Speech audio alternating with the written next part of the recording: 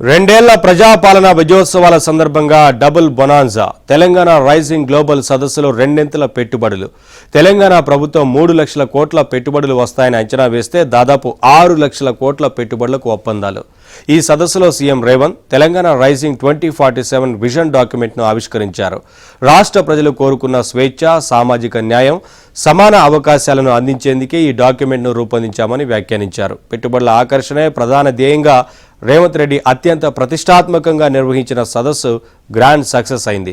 ఈ 2 రోజుల సదస్సులో గత 10 ఏళ్ల పాలనకు సంబంధించి ఒక్క విమర్శ కూడా చేయకుండా రేవంత్ పరిణితిని ప్రదర్శించారని రాజకీయ విశ్లేషకులు వ్యాఖ్యానిస్తున్నారు. మెరుగుపెట్టే తెలంగాణ యువతకు ఆనందాన్ని ఇచ్చే దృశ్యం మీ అందరికీ తెలుసు. కళాకారులు, రసజ్ఞులు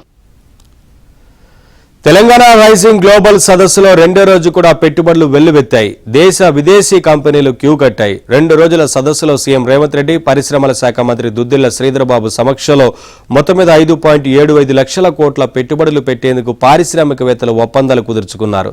సదస్సులో తొలి రోజు 2.43 లక్షల కోట్ల పెట్టుబడులు పెట్టేందుకు ఎంఓయూలు కుదుర్చుకోగా 2వ రోజు ఏకంగా 3.32 లక్షల కోట్ల పెట్టుబడుల కోసం ఒప్పందాలు కుదిరాయి.